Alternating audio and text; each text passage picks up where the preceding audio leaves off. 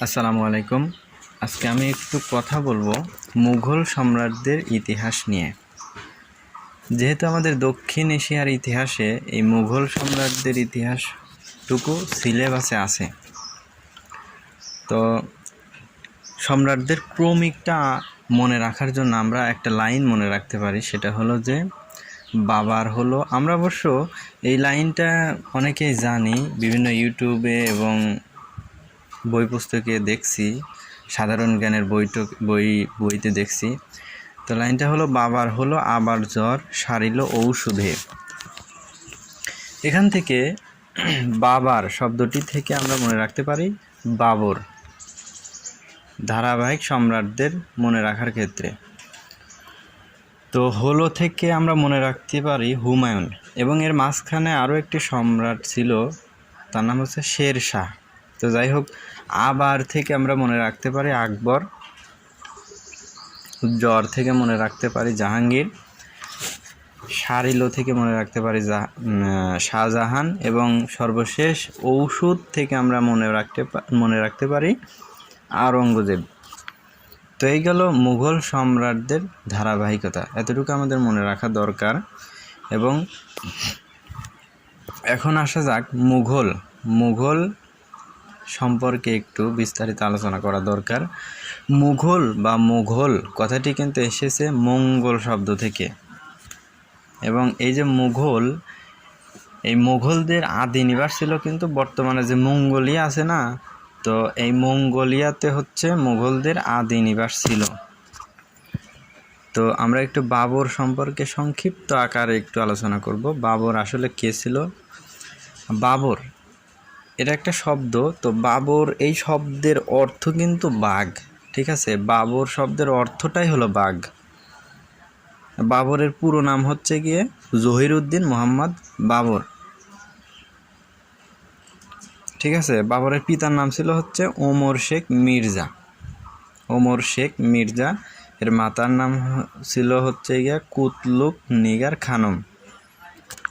এটা গেল হলো বাবর সম্পর্কে সাধারণ একটু পরিচয়। এবং বাবরের জন্ম হচ্ছে গিয়ে 1483 সালের 14 ফেব্রুয়ারি, এবং তিনি জন্মগ্রহণ করে আপনার দক্ষিণ এশিয়ার ক্ষুদ্র ফারগান রাজ্যে হলো বাবর জন্মগ্রহণ করেন। এখানে উল্লেখিত একটা বিষয়, বাবরের যে হলো পিতা ওমর শেখ মির্জা, এই ওমর শেখ মির্জা কিন্তু আসলে তৈমুরের বংশধর ছিল। এবং আমরা যে উল্লেখ করেছি ওর মাতার নাম হচ্ছে কুতলুক নিগার খানম।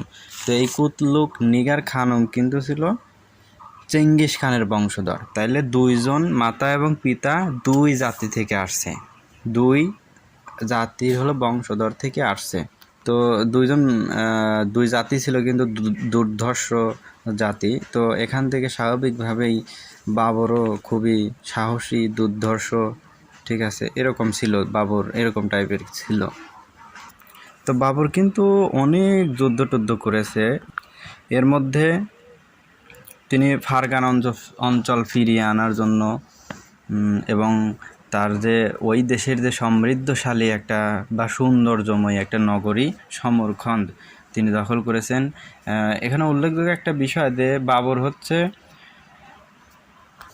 ফারগান অঞ্চল থেকে কিন্তু বিতাড়িত হয়েছিল ছোটোবেলায়। তো উনি অনেক কম বয়সেই ওনার পিতা মারা যাওয়ার ফলে সিংহাসন আরোহণ করেন, যার ফলে ওনার রাজ্যের হলো কেউ দেখতে পারতো না ওনাকে। এ কারণে ওনাকে বিতাড়িত করে এবং পরবর্তীতে তিনি তার রাজ্য দখল করেন এবং সিংহাসনে আরোহণ করেন। এছাড়াও তিনি পানিপথের যুদ্ধ করেছেন। এখানে পানিপথের যুদ্ধে কিন্তু তার প্রবল একটা প্রতিপক্ষ ছিল, সেটা হচ্ছে মেবারের রানা সংগ্রাম সিংহ।